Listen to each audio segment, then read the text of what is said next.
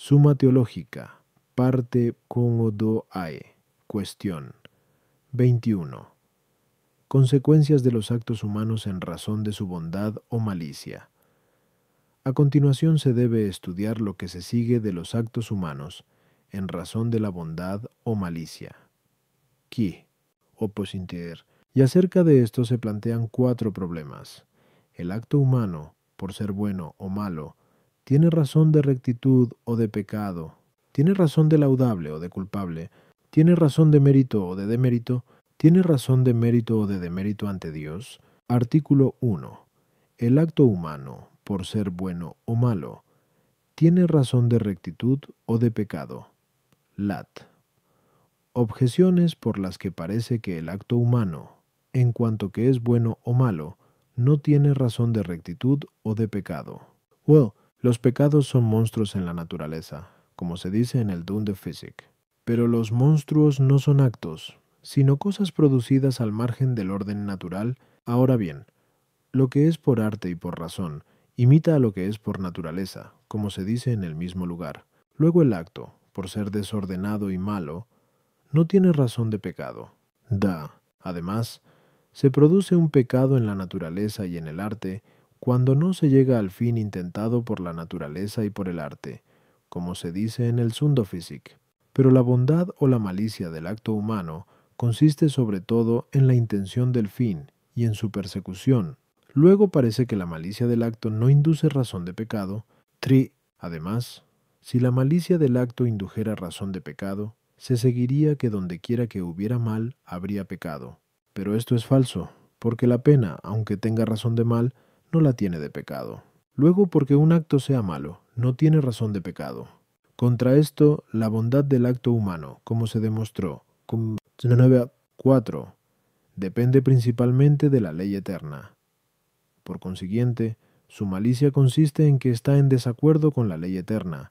Pero esto hace razón de pecado, pues dice Agustín en 22 en contra Faustum, que es pecado el dicho, hecho o deseo contrarios a la ley eterna. Luego el acto humano tiene razón de pecado precisamente por ser malo. Respondo. El mal es más que el pecado, igual que el bien es más que la rectitud, pues toda privación de bien en cualquier cosa constituye razón de mal.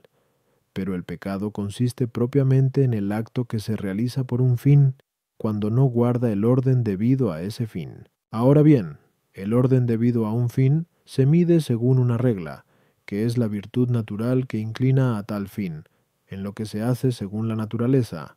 Por consiguiente, cuando el acto procede de una virtud natural según la inclinación natural hacia el fin, se observa rectitud en el acto, porque el medio no sale de los extremos, es decir, el acto no sale del orden del principio activo hacia el fin, pero cuando uno se aparta de esa rectitud del acto, entonces llega la razón de pecado, pero en lo que hacemos mediante la voluntad. La regla próxima es la razón humana, y la regla suprema, la ley eterna. Luego, cuando un acto del hombre procede hasta el fin según el orden de la razón y de la ley eterna, es recto. Pero cuando se desvía de esa rectitud, se dice que es pecado. Por otra parte, es claro por lo ya dicho, 4, que todo acto de la voluntad es malo precisamente por apartarse del orden de la razón y de la ley eterna, y que todo acto bueno concuerda con la razón y con la ley eterna. Por tanto, se sigue que el acto humano, por ser bueno o malo, tiene razón de rectitud o de pecado. A las objeciones 1, se dice que los monstruos son pecados por cuanto han sido producidos a partir de un pecado que está en el acto de la naturaleza. El fin es doble, último y cercano. Ahora bien, en el pecado de la naturaleza, al acto le falta ciertamente el fin último, que es la perfección de lo producido, pero no cualquier fin próximo, pues la naturaleza obra formando algo. Lo mismo ocurre en el pecado de la voluntad. Siempre hay defecto en cuanto al fin último que se intenta, porque ningún acto voluntario malo se puede ordenar a la bienaventuranza, que es el fin último, aunque no falte un fin próximo, al que tiende y que consigue la voluntad. Por eso también, como esta intención del fin próximo se ordena al fin último, En la misma intención de este fin, puede encontrarse razón de rectitud y de pecado. 3. Todo se ordena a un fin mediante su acto, y por eso, la razón de pecado, que consiste en una desviación del orden al fin, consiste propiamente en un acto, pero la pena se refiere a la persona que peca, como se dijo en la primera parte. Q48 Sansat 5 ad 4, aptus 6 ad 3. Artículo 2. El acto humano, por ser bueno o malo, tiene razón de laudable o de culpable. Lat. Objeciones por las que parece que el acto humano, porque es bueno o malo, no tiene razón de laudable o de culpable. 1. Hay pecado incluso en lo que realiza la naturaleza, como se dice en el Zundophysik. Pero las cosas naturales no son laudables ni culpables, como se dice en el Tercei Ethic. Luego el acto humano, por ser malo o pecado, no tiene razón de culpa, y por consiguiente, tampoco tiene razón de laudable por ser bueno. Tú, además, el pecado se presenta en los actos morales igual que en los actos del arte, porque, como se dice en el Zundophysik, peca el gramático que no escribe rectamente y el médico que no receta rectamente, pero no se culpa a un artífice por haber hecho algo malo, porque es propio de la industria del artífice poder hacer una obra buena y una obra mala. Cuando quiera, luego parece que tampoco el acto moral tiene razón de culpable por ser malo. 3. Además, dice Dionisio en el capítulo 4 de Div, no, que el mal es débil e impotente. Pero la debilidad y la impotencia quitan o disminuyen la razón de culpa, luego el acto humano no es culpable por ser malo. Contra esto está lo que dice el filósofo, que son laudables las obras de las virtudes, más vituperables o culpables las obras contrarias, pero los actos buenos son actos de virtud, porque virtud es lo que hace bueno a quien la posee y a su obra, como se dice en el segundo Étic.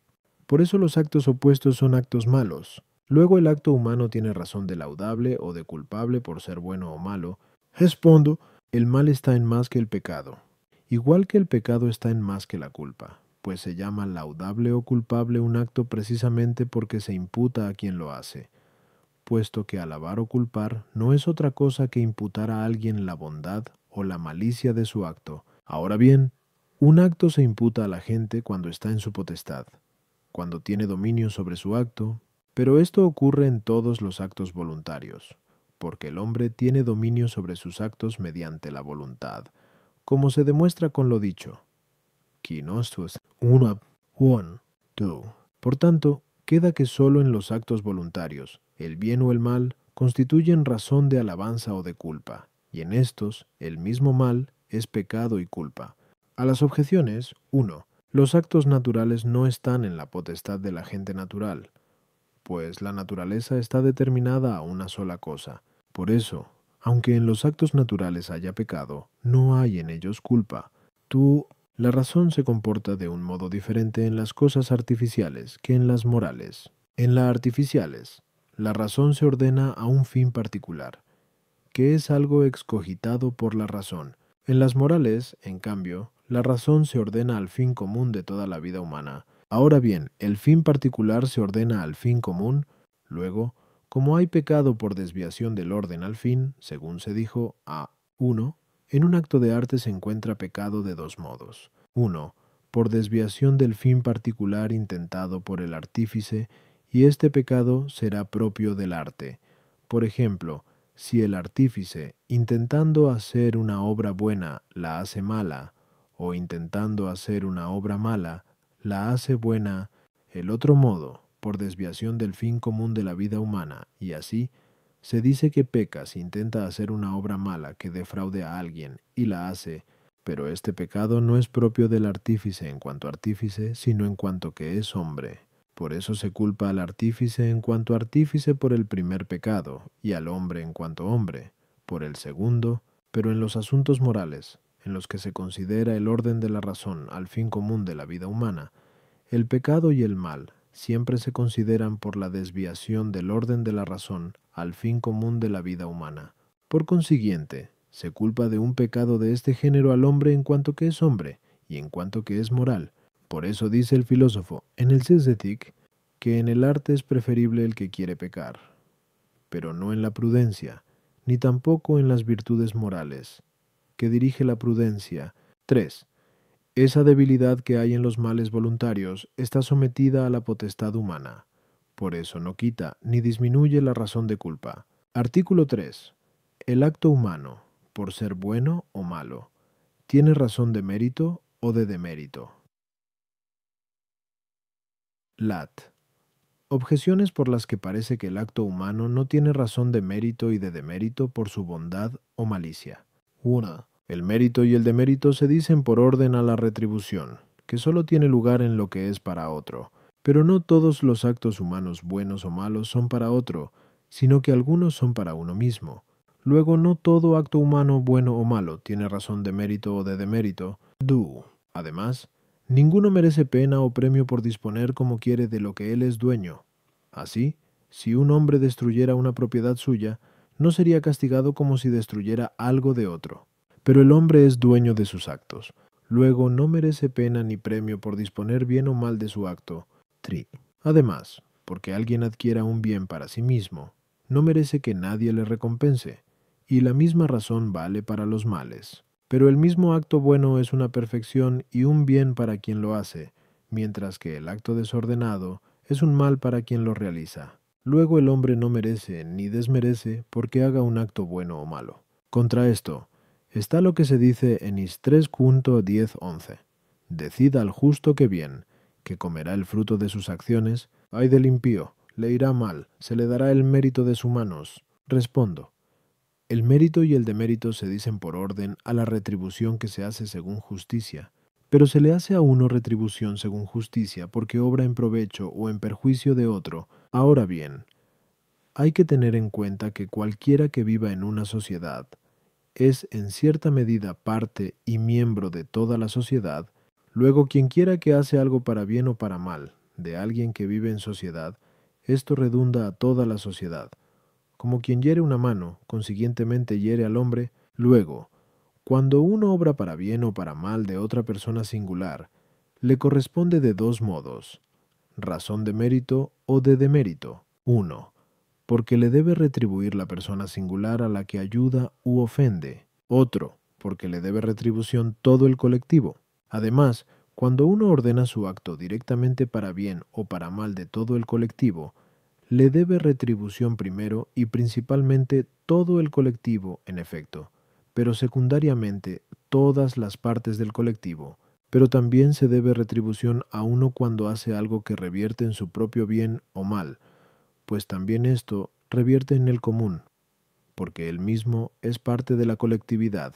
Aunque no se le deba retribución por cuanto es bien o mal para una persona singular que es la misma que obra, a no ser que acaso se deba retribución a sí misma, por cierta semejanza con la justicia del hombre para consigo, queda claro, por tanto, que el acto bueno o el malo tienen razón de laudable o de culpable en la medida que están en la potestad de la voluntad, tienen razón de rectitud y de pecado, según su orden al fin, y razón de mérito y de demérito, según la retribución de justicia para con otro.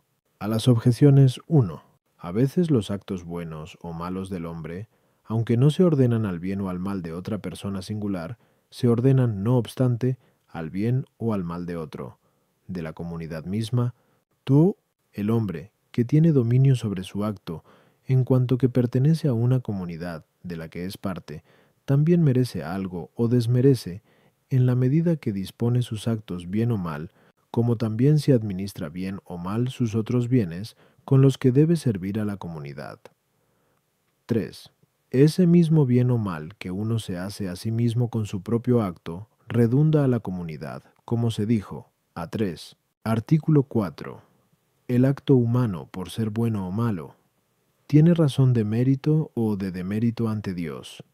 Lat. Objeciones por las que parece que el acto bueno o malo del hombre no tiene razón de mérito o de demérito en relación con Dios. 1. Se ha dicho, A3, que el mérito y el demérito implican un orden a la recompensa por el beneficio o el daño causados a otro. Pero el acto bueno o malo del hombre no llega a ser un provecho o daño de Dios, pues se dice en Job 35,6. 7. Si pecas, ¿qué daño le haces? Si obras justamente, ¿qué le das?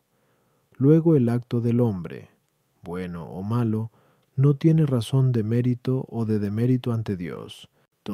Además, un instrumento no merece ni desmerece ante quien lo usa, porque toda la acción del instrumento es de quien lo usa, pero el hombre, cuando obra, es instrumento de la virtud divina, que lo mueve principalmente. Por eso se dice en Is 10:15, ¿acaso se jacta el hacha frente al que corta con ella? ¿O se tiene por grande la sierra ante quien la maneja?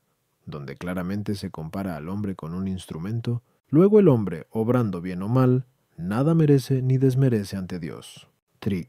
Además, el acto humano tiene razón de mérito o de demérito en cuanto que se ordena a otro, pero no todos los actos del hombre se ordenan a Dios.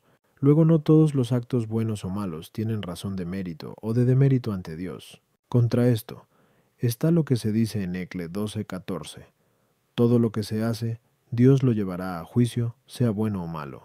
Pero el juicio implica retribución, respecto a la cual se habla de mérito o de demérito. Luego todo acto bueno o malo del hombre tiene razón de mérito o de demérito. Respondo, el acto de un hombre tiene razón de mérito o de demérito en cuanto que se ordena a otro, por razón de él o de la comunidad. Pero de ambos modos, nuestros actos buenos o malos tienen razón de mérito o de demérito ante Dios, ciertamente por razón de Él, porque es el último fin del hombre. Ahora bien, hay obligación de referir todos los actos al fin último, como ya se trató, Sikuon Zenobia Ten. Por eso quien realiza un acto malo que no puede ser referido a Dios, no observa el honor de Dios que se debe al fin último. Además, por parte de toda la comunidad del universo, porque en toda comunidad, quien rige la comunidad tiene sobre todo el cuidado del bien común, por lo que a él le corresponde retribuir cuanto se hace bien o mal en la comunidad. Ahora bien, Dios es el gobernador y rector de todo el universo, como se estudió en la primera parte, de Tesa 5, y especialmente de las criaturas racionales. Por consiguiente, es claro que los actos humanos tienen razón de mérito o de demérito en relación con Dios. De lo contrario, se seguiría que Dios no se preocuparía de los actos humanos. A las objeciones 1.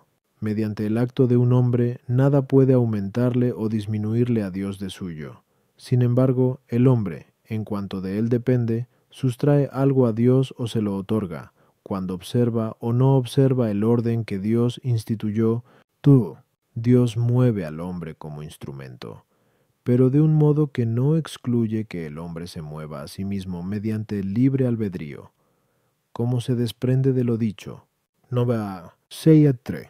Por eso con su acto merece o desmerece ante Dios. 3.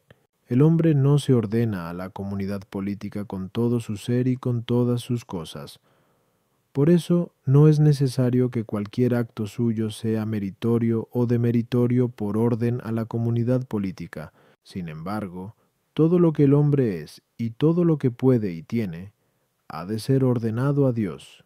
Y por eso, todo acto bueno o malo del hombre tiene razón de mérito o de demérito ante Dios en la medida que es, por la misma razón de acto.